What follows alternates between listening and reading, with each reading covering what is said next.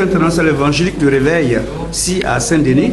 Alors, il y a le pasteur Cyril Benjamin qui a reçu l'homme de Dieu, Bayero, depuis 3 jours pour un séminaire international. Alors, quelles sont vos impressions? C'est que des miracles. C'est un homme de Dieu qui est loin. Et depuis 40 ans, il est dans le ministère. Donc, ça fait un honneur pour moi de recevoir de tels hommes. Voilà.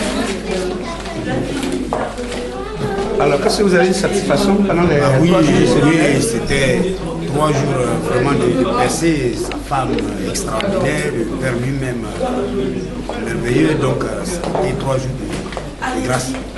Alors, un dernier mot pour dire merci. Alors, je dis merci à tous les enfants de Dieu qui étaient là. Je remercie vous qui avez fait le reportage et tout le monde. Vraiment que la grâce de Dieu repose sur tout le peuple. Amen. Amen. Amen. Merci beaucoup. Bonjour, nous sommes toujours à la mission évangélique parce que là nous avons reçu Madina Duro qui est aujourd'hui évangélique dans cette église. C'est une grande dame de prière et tout cependant la vision nous a signalé que Maman Duro c'est une grande dame avec sa mère guérisseuse. Alors maman, pendant ces 3 jours de séminaire, qu'est-ce que vous avez ressenti avec le pasteur l'apôtre Bayero? Vraiment, j'ai ressenti beaucoup de choses. C'est véritablement un homme que le Seigneur a oint. C'est véritablement un homme que le Seigneur a oint spécialement. Nous, on doit commencer les cultes aussi. Hein? C'est véritablement un homme que le Seigneur a oint et qui est venu pour nous apporter beaucoup de grandes choses. Il nous a fait partager son expérience et nous bénissons sa vie. Nous bénissons le nom de Dieu dans sa vie. Nous croyons que nous allons avancer. Quel appel lancez-vous pour que l'apôtre son nom soit proclamé? Nous invitons toutes les églises sœurs à connaître ce monsieur et à avancer avec lui en eau profonde dans la suite de notre Seigneur Jésus-Christ. Amen. On vous remercie.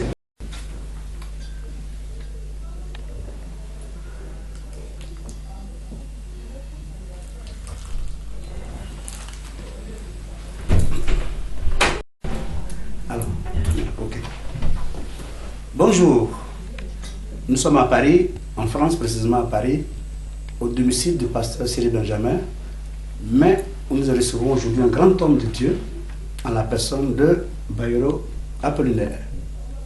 On va savoir aujourd'hui qui est Bayero. Bonjour papa. Oui, bonjour. Alors c'est qui Apollinaire aujourd'hui? À travers le monde entier, on ne fait que parler de vous. Présentez-vous à nos téléspectateurs avant de continuer l'interview. Je salue tous ceux qui écoutent dans ces instants. Je suis apôtre du Seigneur Jésus et je dirige le tabernacle du plein évangile à Miami, qui est 96 au loin nord-ouest à Miami, sur la 7e avenue. Donc c'est là que je suis pasteur principal et je travaille comme apôtre un peu partout à travers le monde entier. Alors parlez-nous un peu de votre église. Ceux qui fréquentent votre église aujourd'hui, les membres qui composent aujourd'hui votre église, uniquement des chômeurs, des hommes d'affaires, des têtes pensantes. Parlez-nous un peu de votre église. Bon, d'abord, c'est une église haïtienne, américaine et aussi africaine. Nous avons un peu des gens un peu partout. C'est une église un peu internationale. Et nous avons plusieurs classes. Nous avons aussi les hommes d'affaires à l'église. Nous avons aussi plus de professionnels aussi. Et un peu d'étudiants aussi. Mais la majorité n'est pas ivoirienne. La majorité haïtienne. Alors pourquoi aujourd'hui cette aventure d'une petite différence? Pourquoi forcément haïtienne? Pourquoi cette petite différence? Mais vous savez, quand le Seigneur, aux États-Unis, c'est un territoire américain. Quand le Seigneur vous appelle, on peut voir des personnes qui ont reçu l'appel du Seigneur et vous pouvez être, parce que l'Église est une nation à part entière. Donc ici nous sommes complètement une nation chrétienne. Et nous voyons que moi, mon ministère que le Seigneur m'a confié est un ministère dans la communauté haïtienne. Bien vrai que ivoirien, résident aux États-Unis, même c'est l'appel que j'ai reçu. Et la langue haïtienne, je la parle aussi. Et je parle le créole sans l'avoir appris. Donc c'est l'appel que j'ai reçu. Et donc il y a quand même... on a aussi 2 services. On a un service anglophone et on a aussi le service francophone. Le service anglophone commence à 8h du matin et le service francophone commence à 11h du matin. On a aussi le service du soir aussi. Alors pour nous rappeler le nom de votre église et la date exacte. Le tabernacle a commencé en 2000. En 2000. Avant 2000, j'étais évangéliste. Donc j'étais envoyé partout. Mais je résidais en ce moment à New Jersey. Le ministère a commencé à New York. Donc après, le Seigneur m'a envoyé à Miami en 2000. Bon, je prêchais souvent à Miami en ce moment. J'allais une fois par an, j'étais invité par les églises à faire des croisades à Miami, prêcher des conventions, des séminaires. Et après, le Seigneur m'a demandé de m'installer à Miami. Donc, on a ouvert l'église en 1999. Et en 2000, on a fonctionné plus solidement. Et l'église a commencé après une croisade que j'ai eue. Et dans la croisade, il y a eu 35 personnes qui se sont converties. Et j'ai fait appel aux pasteurs qui étaient dans la croisade. J'ai dit, bon, choisissez les fidèles que vous voulez prendre. Et ils ont fait le choix des personnes. Il y a eu 15 personnes qui sont restées. Et j'ai dit, bon, avec ces 15 personnes, je vais ouvrir le tabernacle. Et on a ouvert avec ces 15 personnes. Et après 2 à 3 mois, à 4 mois, on a d'abord commencé l'église où dans un salon de coiffure. Disons avec des difficultés. Non, non, pas de difficultés. Si c'est dans un salon de coiffure, ça avait des difficultés. Non, non, pas du tout. C'est là que le Seigneur voulait que je commence. Et les gens de mon ministère voulaient que j'ai un local. Mais j'ai dit non, le Seigneur veut bien que je commence dans ce salon. Donc, il y avait une sœur qui était une membre de mon ministère qui avait ce salon. Et après ces activités journalières, moi maintenant, je prenais le salon vers le soir, vers les 18h, on faisait le service des prières. On a fait là seulement un mois et demi. Avec 15 personnes, à 1 mois et demi, on avait déjà près de 60 personnes. Le salon était trop petit. On a fait 1 mois et demi. Et maintenant, de là, on sort de là, on va sur 10, 20, qui est à Miami Garden Drive, et qui est dans le East Side, à North Miami, à Miami. Et donc là, c'était une synagogue des Juifs. Et cette synagogue prenait à peu près 980 personnes assises. Et donc, nous, on avait déjà que 60 personnes. Et on nous dit la synagogue, elle est libre, on peut louer cette place. Donc les gens viennent me dire, pasteur, vous pouvez demander la synagogue et vous pouvez la voir comme salle pour faire les services. C'était un peu difficile. Sortir d'un salon de coiffure, on n'a fait que là 1 mois et demi, et aller dans une salle qui va prendre près de 1000 personnes, et par la foi, on a eu cette salle, et notre première rencontre, deuxième rencontre qu'on a eue, elle avait déjà près de 300, 400 personnes. Alors sur le plan spirituel, votre église, le tabernacle, n'allait pas, c'était pas la même conviction spirituelle que les Juifs, la synagogue. Pourquoi ils ont donné la synagogue? Non, non, non, eux ils n'étaient plus là. Ils avaient vendu la salle aux Brésiliens. C'était une église brésilienne qui était là. Mais c'est fut une synagogue avant. Donc les Brésiliens ont acheté le local et les Brésiliens devaient se déplacer. Donc ils nous ont passé l'église, ils ont loué l'église. De 20 personnes en l'an 2000, vous passez aujourd'hui à combien de membres aujourd'hui votre église de tabernacle? Nous sommes à peu près un nombre quand même assez. D'accord. Alors vous n'êtes pas venu seul dans cette mission ici à Paris, vous êtes accompagné de votre épouse. Alors, selon nos indiscrétions, ça s'appelle d'abord Madame Josette, elle l'a présentée. Qui est Josette pour vous? Elle est pasteur à l'église, au tabernacle du plein évangile. Elle assiste aussi, pasteur assistante. Et elle a ses activités, elle est styliste. Elle dirige une société, une ligne de mode qui s'appelle Je Pas Couture, qui est un peu connue un peu à travers le monde entier. Donc, et elle fait ça. Jopa Couture. Jopa Couture, c'est ça. Jopa Couture. Ok.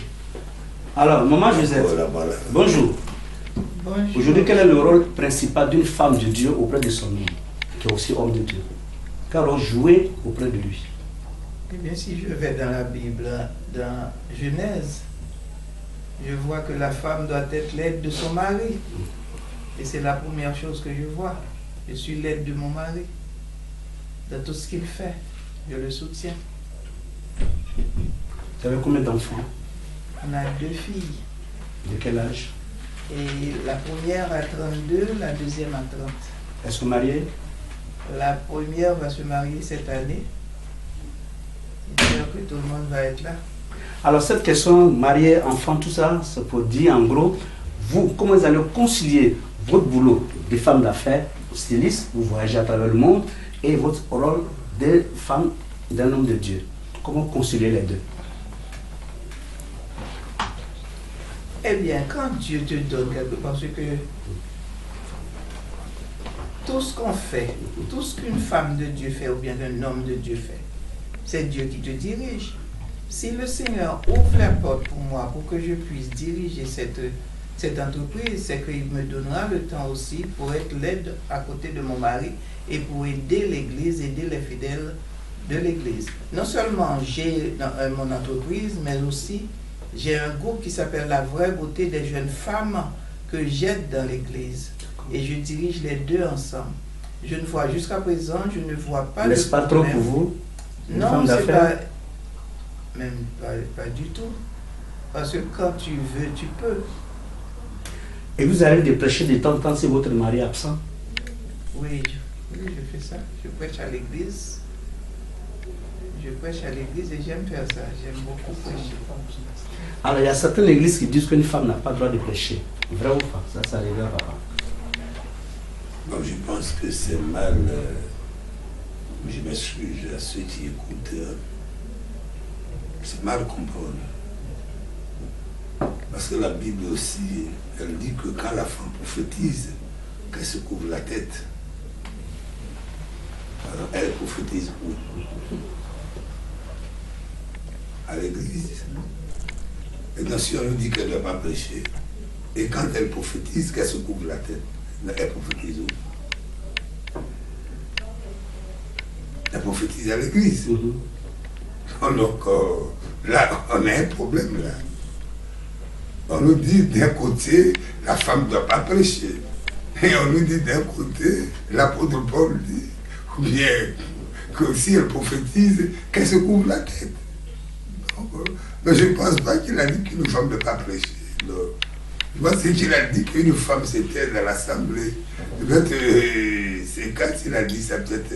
Oui, il y a certains hommes de Dieu qui l'interdisent, qui disent carrément à leurs femmes, pas à leurs femmes précisément, leurs femmes de maison, non, mais dans certaines églises, ils ne donnent pas le droit aux femmes de prêcher. Alors voilà pourquoi cette cohérence-là, cela je n'ai pas compris. Alors sur le plan international aujourd'hui, Bayero il est connu un peu partout, à Plulier, Bayero partout. Alors les miracles que vous faites aujourd'hui, ça vient de vous, ça vient de Dieu. Vous avez une potion magique qui vous pousse à faire ces miracles. Est-ce que vous avez dit miracle? Parce que le miracle, vous ne savez même pas comment ça se fait. Donc c'est Dieu qui... Expliquez à la télévision comment ça se fait le miracle. C'est ça le problème. Ça veut dire que moi-même personnellement, je ne sais pas comment les miracles se font. Cela veut dire que c'est Dieu qui fait les miracles. Je ne suis qu'un instrument peut-être que le Seigneur utilise pour dire, bon, prie pour telle personne. Et lui, il fait le travail. Donc moi personnellement, je ne sais même pas comment il guérit quelqu'un. Bien que je suis un instrument qu'il utilise, mais je ne sais même pas comment il ouvre les yeux des aveugles. Je ne sais même pas qu'est-ce qu'il utilise pour ressusciter un mort. Je ne sais pas. Parce que une parole magique. Vous avez bien parlé, vous avez dit le miracle. Oui. Donc c'est très bien. C'est une parole magique. Vous dites, vous priez d'abord chez vous avant de sortir. Par exemple, vous dites quelqu'un est malade, vous allez simplement lui porter main, ou bien pas porter main, je veux dire, lui imposer une main à l'hôpital, quelqu'un qui est mort, qui est dans le coma, et la personne il revient en elle. Alors, comment je trouve ça? Moi, c'est pas, je ne peux pas expliquer en tant que journaliste, mais vous en tant qu'homme de Dieu. Alors voilà pourquoi j'ai posé la question, c'est le miracle, non, c'est la magie. Parce qu'aujourd'hui, la plupart des hommes de Dieu aujourd'hui vont au Nigeria, au Bénin, au Togo, pour se préparer comme ça en dessous, avec des canaries magiques. N'est-ce pas vous, votre cas? Non, pas du tout. Bon, au Nigeria, par exemple, on a entendu ces genres de choses. Bon, quand on dit le mouvement du Nigeria, on entend ça. Mais en principe, ce que le Seigneur fait, je suis content, vous, en tant que journaliste, de poser cette question pour que ceux qui écoutent comprennent et qui savent ça, que le Seigneur actuellement, autant d'autres fois, comme de nos jours, il opère toujours jusqu'à présent par les miracles. Il y a des hommes qui l'utilisent, il y a des femmes qui l'utilisent, il y a des instruments qui l'utilisent. Et on voit ça maintenant. Et on avait vu ça dans le passé, et jusqu'à présent, ça se fait. Et personne ne peut dire que je sais comment Dieu guérit les gens, je sais comment Dieu fait cela. Bon, pour les choses du Nigeria, bon, comme on ne sait pas tellement, mais il y a quand même des choses que nous attendons. Mais pour ce que nous avons de Dieu, Dieu lui travaille. L'ennemi aussi travaille de son côté. Mais on reconnaît aussi, quand le Seigneur n'est pas là, on reconnaît. Apôtre Bayo, c'est quoi la fidélité chez vous? Un homme qui est fidèle.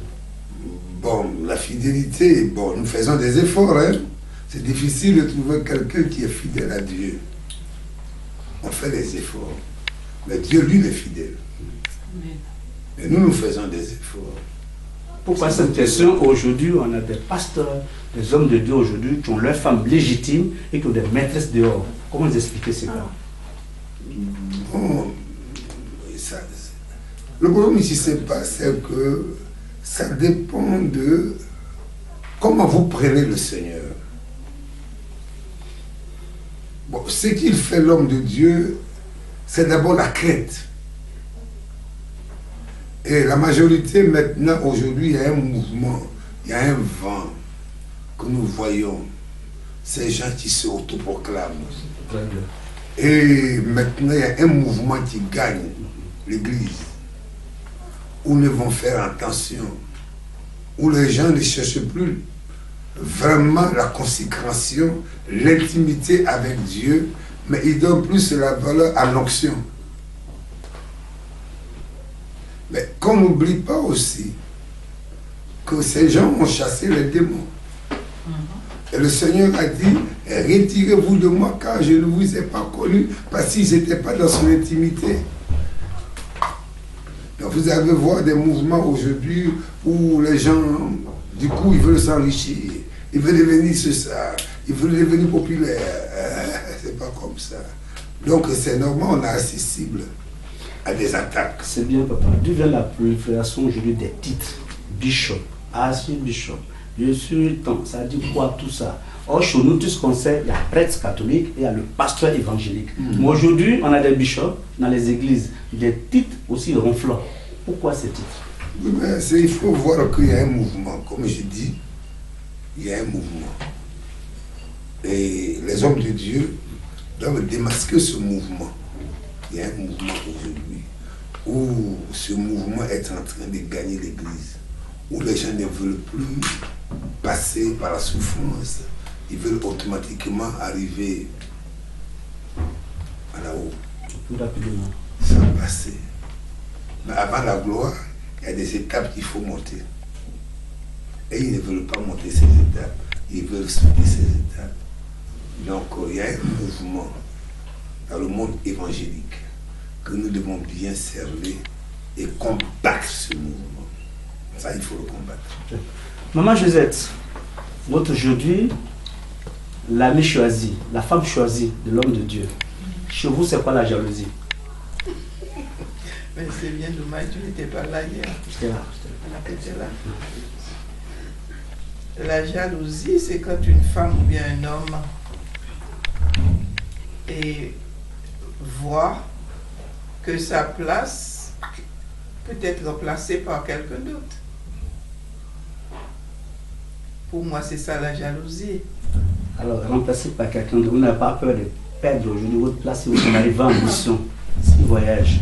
Ça vous fait pas peur? Non, je n'ai pas peur parce que je sais que j'ai quelqu'un qui ne va pas vraiment se mettre dans des histoires comme ça pour aller après une femme ou bien, et si c'est pas pour donner l'évangile, il ne va pas parler d'autre chose avec une femme. Alors je n'ai pas de raison d'être jalouse. Le mot jalousie n'est pas dans mon vocabulaire du tout, non, comme je l'ai dit hier. Vous n'arrivez pas de temps en temps, votre mari peut dire, bon, je sors, il est 2 h du matin, chérie, j'ai reçu un coup de fil, j'arrive, je vais faire une délivrance quelque part. Ça vous est jamais arrivé dans votre couple? Oui. Parfois, il me demande de partir avec lui, le plus souvent. Ou bien il appelle une diaconesse de l'église pour partir avec lui. Il ne va jamais seul. Il ne va jamais seul, surtout chez les femmes. Il est toujours accompagné. Ou bien je vais avec lui, ou bien il prend quelqu'un d'autre pour aller, ou bien un homme, un frère. Mais il ne va jamais seul. Ça fait combien d'années vous êtes mariés? 38 ans. 38 ans de mariage. Merci beaucoup. Alors papa, pour finir notre questionnaire, vous êtes invité à Paris, par une mission internationale, par un pasteur qui est bien connu à Paris, Cyril Benjamin. Alors comment trouvez cette invitation? Vos impressions sur cette invitation? Les États-Unis de Miami, vous faites 24 heures de chemin, vous venez prier, vous venez faire un séminaire. Pourquoi vous avez accepté ce séminaire? J'ai vu en lui l'humilité. Et quand je l'ai rencontré, il m'a été présenté. Et j'étais là. Et il m'a dit, je connais votre ministère. Et je vous ai vu quand vous êtes venu chez le pasteur Joël. Et où il y avait le pasteur Jean-Claude. Et il a essayé de parler de ces personnes. Et bon, il y a un qui n'est plus là, mais il y a un qui est au milieu de nous actuellement. Et il m'a dit, à mon ordination, le pasteur Nyang était le seul pasteur qui s'est présenté, qui était là. Donc pour moi, ça a été une référence. Donc je sais, j'ai vu d'abord les qualités de pasteur Séry, et je savais que si j'avais des doutes, j'allais faire l'appel à une personne de confiance, et ce que j'allais recevoir de la personne me suffisait. Donc je ne me suis pas engagé à la légère. J'étais très content quand je me suis engagé. Je lui ai dit, malgré mes occupations, je serai avec toi. Je viens. Il a dit, papa, c'est sûr, tu vas venir. Je dis, je serai là. Et c'est ainsi que j'ai dit à mon épouse, tu m'accompagnes, on va aller voir le pasteur Cyril Benjamin. Et nous serons très contents parce que je l'ai déjà rencontré en décembre. Et ça fait un moment que j'étais avec lui au téléphone. Et effectivement, quand je suis venu, ce que je pensais, c'est ça. Mais est-ce que vous avez dit la vérité, vous avez averti pour lui que son église était jeune? Vous n'êtes pas déçu par le manque d'assez de membres, d'assez fidèles dans cette église, vous n'êtes pas déçu? Et pendant les 3 jours de convention qu'a duré le séminaire, vous avez vraiment prêché comme si vous étiez devant 10 000 personnes. Ça, je vous tire mon chapeau devant la télé déjà. Et je vous dis bravo à vous. Le couple, vous formez un très beau couple. Merci maman Josette. Alors, le pasteur Cyril, vous êtes venu à son invitation. Alors, si prochainement, Cyril Benjamin vous demande aussi pour venir prêcher devant 10 000 personnes, qu'allez-vous faire? Je prêcherai toujours de la même manière. Et comme je lui ai dit, avant de venir, je ne m'attendais pas à une grande congrégation. D'abord, j'ai visité le local avec lui, avant de venir. Avant d'accepter? Ok, d'accord. J'ai visité le local avec lui. Il m'a mené un soir, on est rentré dans le corridor, puis on a vu le local. Puis je lui ai dit, ça va, je serai avec toi. Et il passe, vous êtes à l'aise ici? Je dis, je suis à l'aise. Ça va. Il a dit, vous êtes sûr? J'ai dit, oui, je suis à l'aise. Ma femme ne savait pas où on venait. Elle savait qu'on venait, je passais série. Elle ne savait pas où on venait. J'ai dit, oh, ça va. Et on est arrivé. Donc, je n'ai pas été surpris parce que je voulais, d'abord, c'est le ministère qui m'a intéressé. Sinon, Donc, que ça soit une ou deux personnes, j'allais toujours donner l'enseignement comme je pouvais. Alors, pendant la convention qui a duré, le séminaire qui a duré 3 bons jours, 3 bonnes journées, dites-nous comment vous avez trouvé la réception déjà que le pasteur Céline Benjamin vous a réservé. Formidable. Et j'ai beaucoup aimé le public. Je vois que c'est un peuple qui a soif, qui a envie de quelque chose et qui veut la parole. Et j'ai vu que c'est quelqu'un qui avait à côté de lui son épouse. Donc je voyais déjà une famille avec le pasteur et une femme à côté de lui. De temps en temps, elle était toujours à ses côtés. Donc j'ai vu que c'est une famille stable. Donc je me suis retrouvé. Et quand j'ai vu le public aussi, et il y a quelque chose qui nous a marqué. Et quand nous sommes descendus de la voiture, je vois le journaliste, un journaliste, qui s'appelle Placide. Peut-être que, je ne sais pas si vous le connaissez. C'est un collègue. Si le public qui m'écoute, il le connaît. Il est venu accueillir mon épouse et avec le respect, la révérence qu'il a saluée, ça m'a touché le cœur. J'ai vu le respect qu'il a donné à la femme de Dieu. Moi, dès que je suis sorti de la voiture, ça m'a complètement mis KO. J'ai apprécié ça. Parce que quand on honore un serviteur de Dieu, une servante de Dieu, il y a la bénédiction qui vient sur le peuple. Peut-être que vous avez peut-être vu que vous êtes venu saluer. Et moi, j'ai remarqué quelque chose. Vous êtes venu avec la révérence. Vous n'êtes pas venu, vous avez connu mon ministère. Vous n'êtes pas venu pour dire, oh, pasteur Apo, je vous connais, comment ça va? Oui, oui. Vous êtes approché devant elle et vous êtes abaissé. Vous l'avez salué. Moi, ça m'a marqué. Avant d'entrer, j'étais déjà à l'aise. Ce que j'ai rencontré, j'étais content. Et j'ai vu la faim du peuple. J'ai vu leur soif. J'ai vu les difficultés. Et je m'en vais pour intercéder pour ce peuple. Pour que lorsque je vais retourner, les choses changent dans leur vie. Parce que je crois au changement. Je ne crois pas à ce qui est monotone. Je pense que le Seigneur veut changer la situation. Il a dit, je vais vous faire asseoir avec les grands et encore les grands de son peuple. Et du fumier, il le relève indigent et il le fait asseoir avec les grands. Donc je vois que c'est un peuple qui veut aller à l'excellence. Et ce que je vais conseiller à ceux qui écoutent actuellement, et ce que je comptais aussi à Pasteur Série, s'il voit aussi, s'il écoute, qu'il amène cette église à l'excellence. Qu'il leur prêche l'excellence. Qu'il inculque dans leur pensée l'excellence. Et Dieu va bénir le peuple à l'excellence. C'est tout ce que je peux donner comme conseil. Merci. Merci l'apôtre Bayero, c'est la dernière question. Alors, qu'est-ce que vous allez dire au peuple américain, au peuple de Miami, au peuple de votre église? Vous avez fait un bon séjour ici à Paris. Qu'est-ce que vous allez leur expliquer en disant que Céline Benjamin vous a bien reçu? Oui, j'avais déjà dit à l'église, les pasteurs américains qui sont avec moi, je leur avais déjà dit de se préparer, qu'ils vont aussi venir ici prêcher en anglais. Bien que c'est en anglais qu'ils vont prêcher, je leur ai dit que je les amènerai ici pour venir prêcher à Paris, à l'église où je vais visiter le pasteur Série. Et encore, il y a le pasteur Nyangou qui est là, c'est mon fils et qui est avec moi depuis des années. Et si je me dis quelqu'un qui est fidèle, lui il est fidèle. Et vous allez peut-être avoir la chance de l'écouter aussi. Vous connaissez bien le pasteur Nyangou? Oh, d'accord, on y reviendra tout à l'heure. Maman Josette, Papa Apo, comme on dit, on a c'est mon fils bien aimé. Merci beaucoup. Et il est béni. Merci. Je vous remercie pour cette interview. C'était notre interview avec l'apôtre Bayero Apollinaire qui vient directement des États-Unis et qui est venu pour une convention, un séminaire pendant au moins ces 3 jours. Il est là pour 2 jours sur le territoire français. Nous disons merci et à la prochaine. Merci.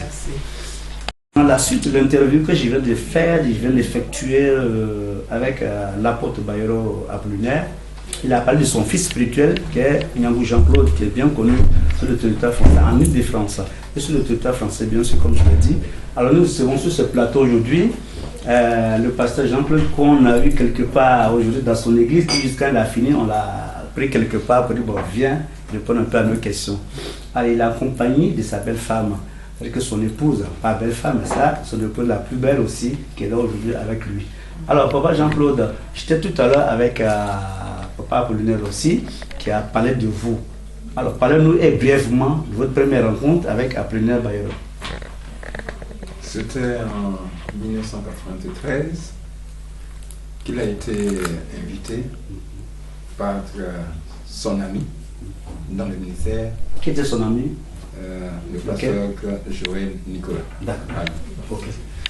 Qu'il a invité en 1993 pour faire une campagne d'évangélisation avec lui. Ici à Paris, en fait.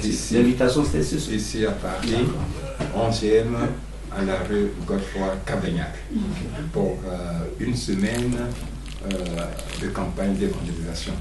C'est là que j'ai fait sa connaissance. Depuis 93. Depuis 93. Donc, ça fait comme maintenant aujourd'hui. Moi, je ne suis pas fort en mathématiques. Bon, ben, il faut calculer. 24 ans. 24 ans aujourd'hui d'amour, d'amitié, vie spirituelle avec votre mentor.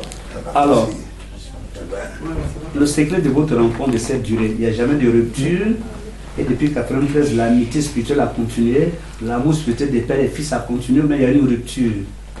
L'un n'est pas fâché contre l'autre pendant ce temps? Non, non, il ne peut pas avoir de rupture, puisque c'est dans le cadre du ministère spirituel du Seigneur. Et surtout, j'étais stagiaire auprès de son ami, le pasteur Alou Nicolas.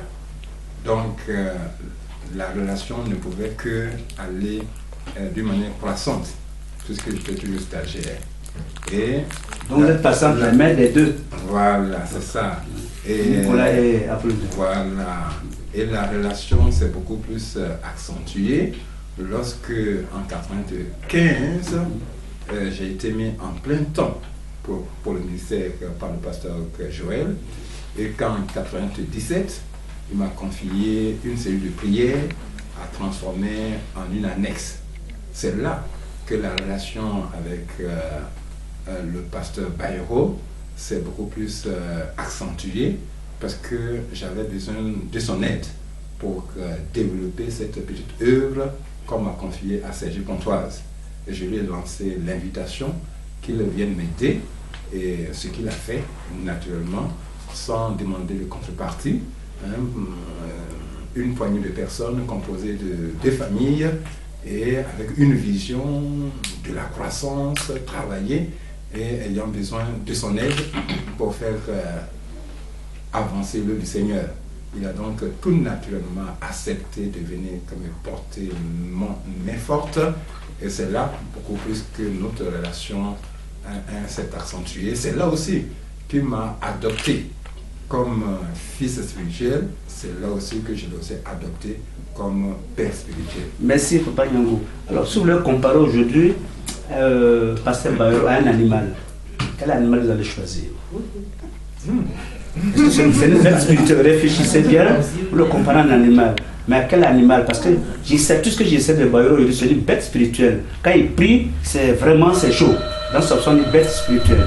Parce que lui, quand son instinct animal se lève, il s'en fout. Il prie. Il ressuscite des morts, il guérit les malades, tout ça. Alors, à quel animal fallait le comparer? Qui est un animal conquérant. Bon, déjà, notre Seigneur Jésus a cette belle image du lion de la tribu de Juda. C'est-à-dire qu'un lion qui est plein de force, un lion qui n'a pas peur, un lion qui est le roi de la jungle, un lion qui est conquérant. Donc le Seigneur aussi, il fait de ses serviteurs des lions. Donc le pasteur Bayero, c'est un lion de la foi. Quand il arrive quelque part, la foi agit par le Seigneur Jésus-Christ et ça produit des miracles. Merci beaucoup, papa. Alors maman, comment allez-vous? Bien, par la grâce de Dieu. On sent déjà la joie en vous. C'est avec vous que je vais terminer l'interview parce que j'ai pris mon caméraman me fait signe. Alors c'était pour vous dire, vous êtes aujourd'hui marié, ça fait combien de temps? Oh, l'homme de Dieu. Bientôt 30 ans. 30 ans de mariage. Combien d'enfants? 2 garçons. 2 garçons. De quel âge? 23. Alors, vous n'êtes pas gêné aujourd'hui, Jean-Claude, c'est un bel homme. Quand il sort, vous n'êtes pas inquiète? Non, à cause de la crainte de Dieu. Amen. Parce qu'il y a Dieu d'abord et moi ensuite. Quand la crainte de Dieu est là, on n'a pas à avoir peur. S'il ne fait pas quelque chose, ce n'est pas à cause de moi, mais à cause de l'Esprit de Dieu, l'Esprit Saint qu'il y a. Expliquez-nous un peu c'est quoi le mot crainte de Dieu. Parce qu'on l'avait dit plusieurs fois, Papa Bayero l'a dit. C'est quoi la crainte de Dieu, avoir la crainte de Dieu? Avoir la crainte de Dieu, c'est respecter Dieu en quelque sorte. C'est respecter ses commandements, ses droits, ses principes. Sachant que c'est un Dieu omniscient, partout on passe, il est là. Et on a une vision, on a une espérance plus vivante. C'est pourquoi l'apôtre Paul pourrait dire, si c'est à cause des choses de ce monde qu'il connaît Christ, il serait le plus malheureux des hommes. Parce qu'il a une espérance vivante d'être un jour là-haut, avec Dieu qui est le Saint des Saints, le Parfait. Il dit que nul de souillé n'entrera pas dans le ciel. Merci. Merci, maman. Alors, merci, papa. Et merci, maman. Encore, je vous dis merci pour cette interview. Que Dieu vous bénisse. Et à bientôt. Merci. Et ciao. Merci. Bonjour. Je suis encore avec les grands serviteurs de Dieu aujourd'hui, l'apôtre Apollinaire Bayero et le pasteur Benjamin Seri, qui a reçu, je ne vais pas dire en audience, mais qui a reçu 3 jours dans un séminaire où il a reçu l'américain Anne Guébé, qui est venu directement de Miami pour un séminaire sur Paris. Alors, pasteur Seri Benjamin, bonjour. Bonjour. Qu'est-ce qui vous a poussé? Comment vous avez eu l'idée d'inviter aujourd'hui un grand homme de Dieu à la personne de Bayero? D'abord, je vous remercie et l'apôtre Bayero, je ne devais pas l'appeler par son nom. C'est un père, c'est un papa, c'est un mentor. Et je l'ai découvert il y a dans les années 2000, 2002, quand il venait en France ici. Nous, comme je vous l'ai dit, moi j'étais dans la foule. J'étais à côté des pasteurs, mais je n'osais même pas approcher ce genre de monsieur. Et je voyais la manière dont il exerçait le ministère. Et cela m'a beaucoup impressionné, cela m'a motivé. Et comme avec le Seigneur, Dieu ne fait rien au hasard, il arrive un moment où on se souvient de ces grandes personnes-là, où on se souvient des actes qui sont passés. Et c'est comme ça que j'ai, moi-même par des attouchements, cherché à voir où est-ce que je pouvais avoir ce papa. Et c'est comme ça que j'ai eu ces contacts et on a parlé. C'est à un certain moment, quand Dieu t'appelle, il faut que tu aies au-dessus de toi une couverture spirituelle, un manteau. Et même un mentor. Et comme l'apôtre lui-même a l'habitude de le prêcher, Élisée était à côté de lui. Élisée a bénéficié de cette double onction, double portion de l'onction d'Élie. Il y avait Josué qui était avec Moïse. Il y avait Ruth qui était avec Naomi. Et quand j'ai lu ces passages, j'ai dit non, il me faut une couverture. Et j'ai parlé avec le papa, j'ai dit, je vous ai vu, je sais que vous ne me connaissez pas, mais moi je vous connais. Il m'a dit, ah bon, j'ai dit oui. Que Dieu me met à cœur, même que à mes recherches, vous soyez pour moi un père, un mentor. Alors justement, parler de couverture, parler de mentor, parler de père, parler de papa. Ça veut que on sent en vous l'humilité, déjà comme il a dit dans son interview, on sent en vous l'humilité. Mais est-ce que vous l'avez connu depuis 2002? Est-ce que lui, sa vision, vous l'avez connu en 2002, plus votre vision venait de créer votre église, est-ce que votre vision va dans le même sens que Papa Bayero? Mais ça, il n'y a rien à dire. Ma vision s'incruste même dans la sienne parce que on ne parle que du réveil spirituel.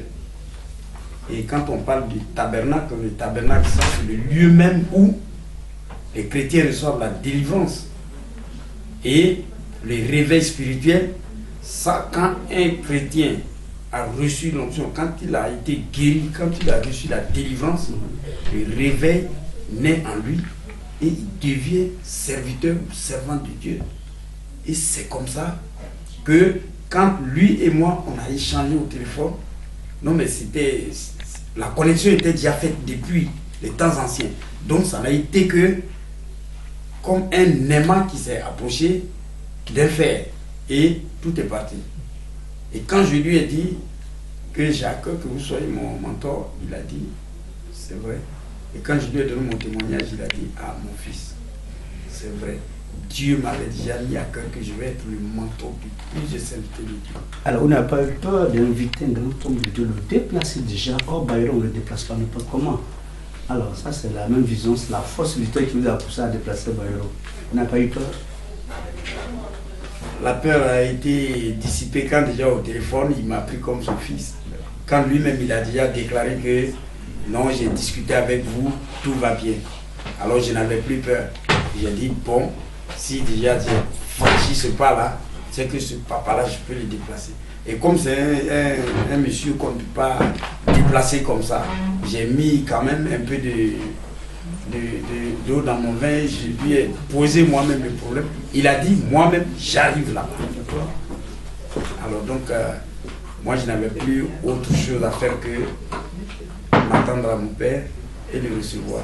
Aujourd'hui, je suis l'homme le plus commun, je suis l'homme le plus... Vous avez reçu le pasteur Bayrou, l'apôtre Bayrou, plutôt pendant 3 jours. Un grand séminaire qu'il a organisé sur Paris, sur l'invitation de votre église, la meilleure, la mission internationale évangélique du réveil. Alors, si le papa Bayrou vous relançait pour dire qu'à votre tour, c'est-à-dire à son tour, vous invitez sur Niali, allez-vous accepter?